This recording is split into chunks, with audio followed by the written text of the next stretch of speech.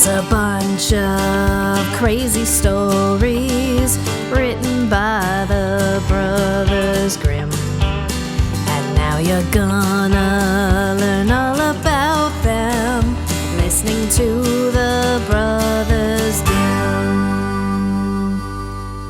Students and scholars, friends and relations, welcome to the Brothers Dim podcast, a podcast in which we delve into the weird and sometimes wandering, slightly tedious tales of the Brothers Grimm collection, a group of stories written down by Jacob and Wilhelm Grimm in the early 1800s in Germany, including this week's fable, story number 90, The Young Giant. My name is Phil. Yeah, my name is Mike. Mike, how are you now? I'm doing okay. How about yourself? I'm doing well. I'm excited for a couple of reasons. One, we managed to get through another season, We did. as this brings us to the end of season 6. My goodness.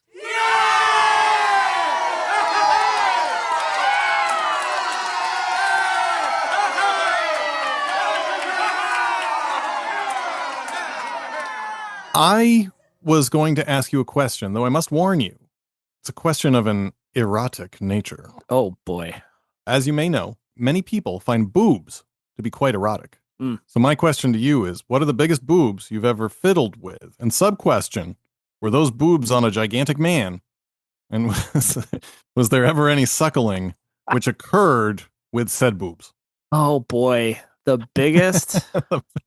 The biggest man whose boobs you, well, I guess your biggest boobs regardless, I guess. Yeah, they weren't on a man. No. Definitely not. I don't know if I could pinpoint. I think I could pinpoint the smallest, but not necessarily the biggest. Huh. Okay. I have a feeling I know your answer. I don't know if you want to share it, though. Go right ahead. Nicole. Nicole, yeah, of course. No, there's Kind of legendary. those were the biggest boobs. And then I don't know that I've ever suckled on a man. Yeah, I'm not so sure I have either. This was one of the only notes I had on this story, though. I see we both went to the same place. Which is fine. But I digress. Mike, would you be so very kind as to take us through the long and sometimes wandering tale and the cap end to season 6, story number 90, The Young Giant? Long and wandering it is, but it would be my delight. So, the story starts as other stories we've had about Thumbling. He's a tiny little guy, son of a poor farmer and his wife. He wants to help out around the farm, but he's told he's too little to be of use. One day, the farmer brings him out while he's plowing, sets him down in a furrow. It's like, just chill there, don't move. Before long, a giant appears on the horizon, and to scare the kid, the farmer tells him that's a boogeyman coming to get him. Within 2 strides, however, the giant arrives in front of them, and while the farmer freezes in fear, the giant picks up Thumbling in 2 fingers and takes him away. The farmer now thinks the boy's lost forever. Right? Meanwhile, the giant carries the boy home. Well, that was weird. Honey, what happened? What happened to the boy? A boogeyman came and snatched him up. I'm sorry. Yeah, go on. I called it. Yeah, that's what I said. I said we were going to lose that kid. He was going to die. So, meanwhile, the giant carries the boy home, and he suckles him for 2 years until he's grown big and strong as a giant. To test his strength, the giant brings him into a forest to tear up a tree. The boy tears up a young tree, but that's not strong enough for the old giant. Back to suckling for 2 years, and they try again. This time an old tree, bigger. Rinse and repeat until the boy tears a mighty oak tree from the ground and splits it. That's satisfactory, and the giant brings him back to the farmer's field. So the farmer's afraid, doesn't recognize the boy. Thumbling offers to help, but the farmer says he can't plow. Kid can't win one way or the other. And the boy takes the plow and drives it along with his hand, like a matchbox car. Mhm. But he's so strong it sinks deeply into the earth uselessly. The farmer urges him not to push so hard, so he unharnesses the horses and pulls it himself successfully. So he sends the farmer home, tells him he'll finish the field, have Mom make an enormous plate of food for when he's done. So the boy plows the full 2 acres, and then passes over it with 2 harrows. I don't know what a harrow is. When finished, he pulls 2 oak trees from the ground, balances a harrow and a horse on the end of each over his shoulders, and then makes his way home.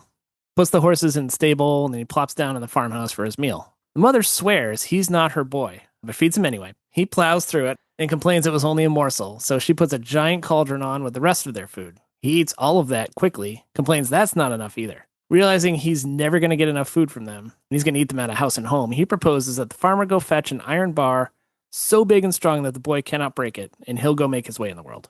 So the farmer goes to the blacksmith, returns with an enormous iron bar, but Thumbling just breaks it easily over his knee. The farmer repeats that with an even bigger one, takes 4 horses to drag it, same deal.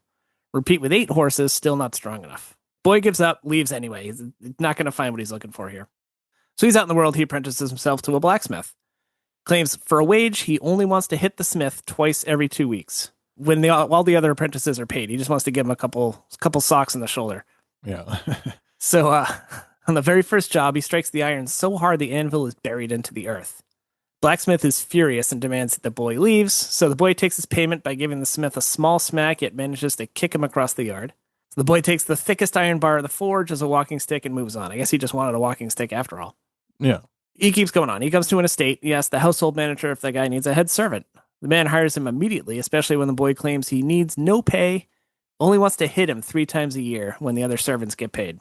The very first morning he's to go to work, he gets all grumbly, refuses to get out of bed, claims to the other servants that he'll still be back before any of them at the end of the day. They complain to the steward, but they leave without him. So he finally gets up an hour late, eats a massive pea porridge for breakfast, takes 2 horses, and heads to the forest. So as he approaches the forest in a ravine, he stops the cart, and behind it he builds a massive barricade so that no one can pass through. Soon enough, he comes across the other servants heading home with full carts. He reminds them he'll still be home before they are, and proceeds to pull 2 trees out of the ground, puts them in the cart, and turns around. At the barricade, he's all like, "I told you so," because they can't get through it. He smashes through it and heads home ahead of them. So despite sleeping late every morning, he's still back before everyone else at the end of the day. He just keeps doing this. The steward is pleased. A year passes, and as the other servants are being paid out, the boy reminds him of their deal. The steward's afraid, so he asks for a couple weeks' delay, and the boy says, okay. The steward's counsel suggests that they have the boy climb down the well to clean it, and then they drop a big millstone on his head. They do that, but it's just a scratch for the boy. He emerges wearing it as a necklace. The steward begs for another 2 weeks' delay. The boy agrees. Counsel suggests that they send him to the haunted mill at night, a job from which no one has ever returned. Boy agrees. The miller warns him off, but he stays. In the middle of the night, a ghostly dining table and chairs and food appear. All he can see are ghostly fingers slicing and eating the food, so he joins in and has his fill. Afterward, the candles are blown out, and he's left in darkness, still not afraid. He eventually feels a smack on the ear.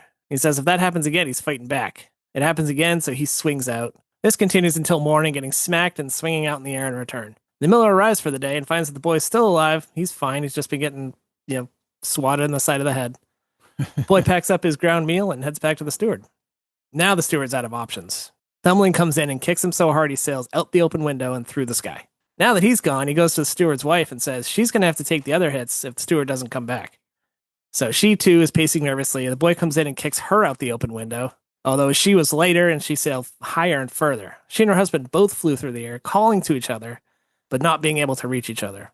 And they may still be soaring through the air to this day, for Thumbling took up his iron bar and went on his way. The end. Do you have a moral? A couple, I guess, but and it sort of depends on how serious we're going to be on this, the end cap to season 6 of the Brothers Dim podcast. I had a hard time finding much seriosity in this. We'll see. The silly one is if you're strong, you can be a jerk, and nobody can really do all that much to stop you. Yeah. And then I guess the less of a moral and more just a piece of information. But apparently, giants of any gender can suckle someone. Yep. Although I guess in every technical sense, regular human dude can produce milk. Yeah. And this doesn't get into also roles of gender and things of that nature. Right. Yeah. And then I guess another piece of information. This is not really immoral, but suckling giant's milk does a body good. Yeah. Apparently, you'll get real strong. Yeah. take you from a little tiny thumbling to a big old giant. But maybe it also turns you into a sociopath. Well, that kind of turns to what I was going to say. So the other one, I guess, is that trauma stays with you. Because the boy was traumatized, I think. Arguably. He was kidnapped. Yeah. And a number of other things. But yeah, from all we can tell, was given a loving home. You're given a loving home by the giant, but also, I also thought maybe this is a parable about war. And this is where the kind of trauma comes off of. But we start with Thumbling. But Thumbling is an exaggeration. He's a young boy. He's protected by his parents, at least his dad. He never grows. So they protect him even more. The circle continues. Has this chance encounter with someone outside of his family. And like I said, he's kidnapped, which, I mean, I assume that is quite traumatic for you, but he'd been protected his whole life. He wasn't allowed outside. So the first time he goes out, his father's just like, see that boogie monster over there? He's coming to get you. and then does. Like the father doesn't try and run. He goes up and becomes stronger, but they used to kind of do that. Royals in medieval Europe, that you'd send your kids. Yeah, you kind of trade them around. Yes, because you're not going to be tough enough, like on your own kids. So you send your kids to somewhere else. Yeah. And then that allows them to build their own networks. But at its core, kid in a different household suddenly starts to blossom. Yeah. Like I didn't start to blossom till I went to college and got hot. But yeah, kind of same. And suckled on large breasts of Nicole. But anyways, okay, regardless, he starts to blossom, and then he goes home. At which point he's changed. Like I thought, traveling alone that can do that to a person, and if we're looking at it as a parable of war, you go off, you come back stronger, you go off to foreign lands, you come back tough as nails, and a monster if you're not careful. Right, man, you went deeper on this, but I like it because it was funny. There was nothing anywhere about this story, so I was like, oh, I actually have to.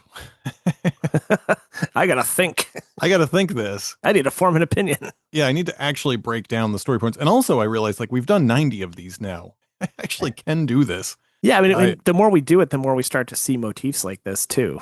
Oh yeah, and God knows if we're actually right or not, but we see stand-ins for virginity and for war and for queerness. Yeah, queerness. And I don't know if any of this is, if I'm reading any of this right, but the boy goes home. He's a little bit of a monster. He's got this trauma, presumably. The boy, he just wants to go back to helping dad.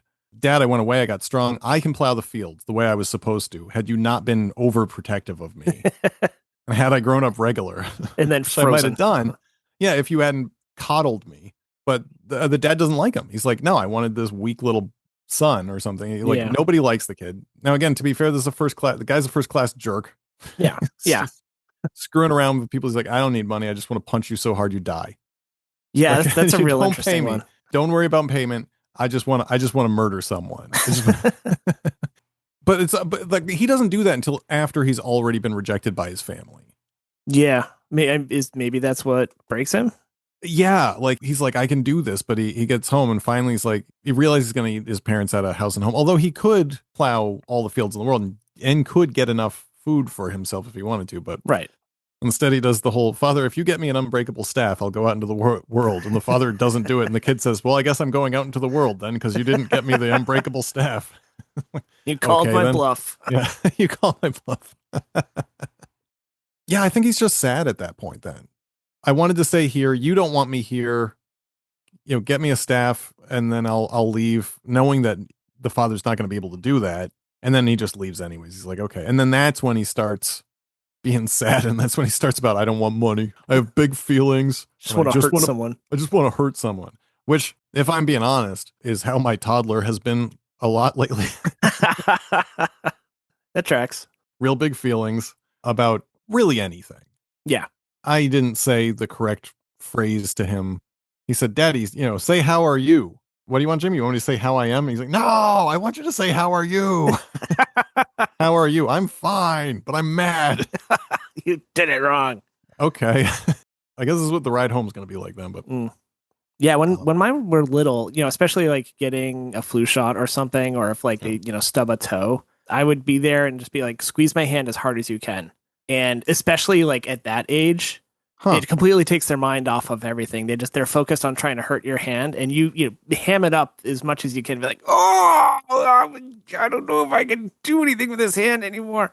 They just keep squeezing and squeezing and squeezing, and they totally forget what it was that hurt on them in the first place. That's interesting. I'm 100% trying that. Yeah, definitely. That's delightful. So. But maybe it also breeds in them a desire to take out pain on someone else when they're hurting. Take out pain on ghosts. I guess I'll find out. Yeah. In our young giant's case, he's punching. Yeah, like I said, he's punching ghosts. Mm. No animosity towards the Miller, by the way. That's good. Yeah, that's a good point. He was straight up like, listen, you can work by day, but the place is haunted at night. I don't want you to get hurt, okay? My young boy, and then the giant's like, oh, I'll be fine, but thank you. Yeah. Like, doesn't punch the Miller. I'm like 90% sure I could beat up a ghost. We'll just try it. Where do you think he went after all this? He went to be the house manager and killed a bailiff and his wife. Oh, no, yeah, no, he did that. But then he, after he sends them out soaring through the air, he picks up his iron bar and goes on his way. I'm sure. I mean, Continue the cycle of marauding? trauma continues. He's going to find a thumbling. Oh yeah, maybe he'll find a thumbling or have his Yeah. own child. Yeah. If we can go back to the bailiff and his wife real quick. Yeah. I thought it was a little unfair that the bailiff took a hit, but the bailiff agreed to that. Right. But the wife didn't. Yeah, that's bullshit. Even the mafia doesn't do that. Granted, my view of Cosa Nostra is largely based on The Sopranos, so I don't know that. Yeah. And I mean, who's Scorsese? Yeah. Listen, girl, you're gonna get rocked if he don't come back. Punch so hard, I thought they were gonna become stars or something, but nope. Yeah. I thought, oh, is this an Aesop? Is this where It's where the North and the South Star come from. Yeah, And that's where the North Wind is. You know what's interesting is everything comes in threes in Grimm, and this was I get to hit you 3 times per year, and he hits the steward, and he hits the steward's wife. You would expect that they've got a fledgling kid, and he kicks him out the window too, and then goes on his way, but he goes unsatisfied. He doesn't get his 3rd hit in. No, I don't mind beating up women. But children is where I draw the line. Children is where I draw the line. I'm like, oh, okay. It's like 12 is about the line. That's when I stop beating those kids up. And it's like, I mean, like, it makes you better than someone that beats up toddlers. But However, do you have a grade for this one, by the way? I think we skipped over that bit. Yeah, we did. I went with a solid B+. Yeah, me too. It had some chuckles. It had some funny imagery. Not my favorite, but not my least. Yeah, it was written and it just kind of ended. Yeah. That was another last call. And he's like, yeah. Well, we gotta. They're kicking us out of the bar. What do you do for the 3rd hit? I don't know. He went on his way. Listen, George August Friedrich Goldman from Hanover, Germany. You need to settle up that bar tab. We gotta go. You settle up that bar tab, and you gotta finish the story. He's like, oh, okay. Then he ended up punching those 2. You said you were paying for this, right? Yeah. Okay. Arn Thompson, type 650A, referring to stories where the hero is either the fruit of a union between a human and an otherworldly character or animal that has superhuman strength, or a hero who is nursed with milk from the mother of an animal or creature. I mean, we're going to call the giant like a other bear daddy giant. Yeah. That's a bear daddy giant with huge man boobs that you can suckle on as long as you want. So yeah, Strong John is the name of it, or Strong Hans. And it's like what we were saying with the motifs we've seen in like other things. Tasks kind of given to someone so they'll go away. Yep. Growing strong by suckling on an animal. I mean, that one's been around since like Roman time. That's Romulus and Remus was what I thought of. Spending a night in the haunted mill. The one place there's a lot of haunted mills I've started noticing. Is there a lot of unsettled death at mills? I didn't. Maybe that's it. Wasn't aware of it being that high risk a job. I mean, it has to be the highest risk job, barring woodcutter. Right, but I feel like a quarry or a mine or a lumber mill, a grain mill seems fairly tame in comparison. But I grew up in the 70s and 80s, so we didn't have a whole lot of grain mills in Holliston, Massachusetts. Yeah. Along with haunted mills, there's people getting killed by millstones is not an uncommon. That's true. But I mean, how often are they dropping millstones down wells? I mean, that's what they did here. That's what they did here, but they dropped the millstone on juniper tree. Oh yeah, yep. And killed someone. Yeah, right out the door. I think it's very heavy, and maybe people were dying at millstones or at mills. I still think a lumber mill would be more dangerous. Rolling trees, sure that saw blades, and drowning, and yeah. Do you have what else? Do you have anything else? I don't have a lot else, but no, I don't have anything else. Yeah, I do have a pitch. Does it involve lactation? Well, let's see. We'll see. Again, barring just making a wiki entry for the story. And I'm going to go back to Scandinavia. All right. It's been a while, but I think my best pitches are with Vikings for some reason. Hollywood. So first of all, in the story, does not start out as a thumbling, which let's just say, but boy was regular, but he was weak. So his father was poor. There wasn't a lot of food. That's why he was weak. Dad feels bad about this. He knows it's his fault, wonders what he can do for the kid. And there's apprenticeships, but he can't afford to pay. So if any of our listeners that are mad about unpaid apprenticeships or internships now, your family used to have to pay for that. But he goes into town. He's looking to see if there's any free ones, and he's at the town's message board, which I know isn't a real thing, but let's pretend that one is. And one of the signs seems super old, but says "Good apprenticeship, free, learn plenty!" Exclamation point, along with an address. I like it. I like the good qualifier. Always means it's you're in for something. One guy, he sees the father take the notice, but he warns him. He's like, "Take that, but I warn you, that path leads to certain doom for anyone you bring along and meet with that person." And the father scoffs, though, and off he goes. So travels to the address. Lo and behold, it is a giant. Father's scared at first, but I don't know if I want to make the giant speak like this, but like, what you want? I saw your advertisement. He's like, "Oh, the position, wonderful, yes." Like an ogre in Warcraft 2. Yeah, exactly. Like, nobody come to work for a long time. Here, drink beer. And so gives him some beer. And this giant, he's a hoot. He's a giant, but he's also an inventor. He's a painter. He grows his own food. People were just scared of him, but he doesn't seem to mind and agrees to take on the boy as an apprentice. Also, just like 8 foot tall or 9 foot tall or something like that. Yeah, not fantasy world, right? Giant of old, right? But one of the few remaining Norse giants. And the way he earns money is through adventuring and finding old Norse or giant treasures and things, amulets and magic artifacts and all that, all throughout the 9 realms. Gods versus giants was, and I'm super simplifying here, but the Norse gods represented order, the giants represented chaos. Eventually, the Norse gods kind of win. The Freya and Odin, they win, and there's balance. But now something is happening again. Niflheim is the realm of ice and snow where the giants and gods all were born, simplifying again, but the realm is melting even more than it was before. And the 9 realms are now out of balance. Without intervention, the world of ice will completely disappear. The fire realm will get too powerful. That'll heat up the earth. Chaos will return and society is going to break down. But so that's kind of like going on in the background. Chapter wise. Sounds like something similar that we're global warming, I guess. There might be an environmental. So overarching plot, chapter-wise, the boy and the giant go on a bunch of little adventures. Boy becomes a bit of a Renaissance man, learns how to write and paint, farm, fight, and mill, all these things. They meet a bunch of creatures. Maybe if they start close to home, they come along. The Bremen Town musicians, we always like seeing those guys. All the while, though, he's not suckling. He's he's eating. He's drinking special giant's milk, maybe, or I don't know, but exercising. Much stronger than a regular dude, not a giant, but wicked strong, right? And then the back third of it is one day, Giant goes off to find a particularly dangerous artifact, some kind of MacGuffin that could maybe fix the ice realm. Yeah. Doesn't tell the kid he's leaving. He leaves a note. He says, "I'll be back in a few days, but it's too dangerous for you to come. You're not strong enough yet." The kid reads the note and he's bummed. He waits, does the milling, he plows the fields, boss not coming back. And most of those adventures, they never took more than a couple of days. Finally, after a month, the kid decides he's going to go save his master. Heads off to whoever the big bad of this tale is, and fights using his strength and cunning and all this sort of thing. So, and that's the end. One fight for the big bad, saves his master, and that's kind of the end of it. Like you said, I know you said there's a bit of a global warming thing, so we could sneak an environmental method in there. But that's my pitch. Was the Giant's Apprentice. That's good. I like it.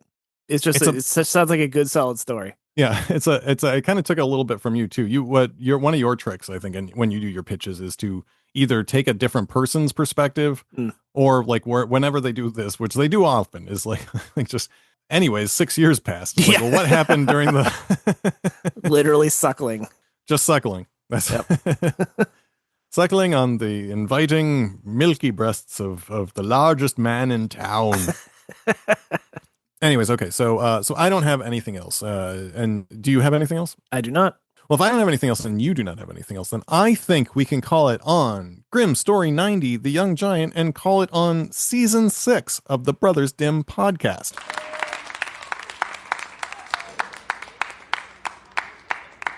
My goodness. Indeed. So may you all have sweet dreams of today's sponsor, suckling on breasts of the largest man you can find. Sleep tight, and we will see you next time in next season. See you next season.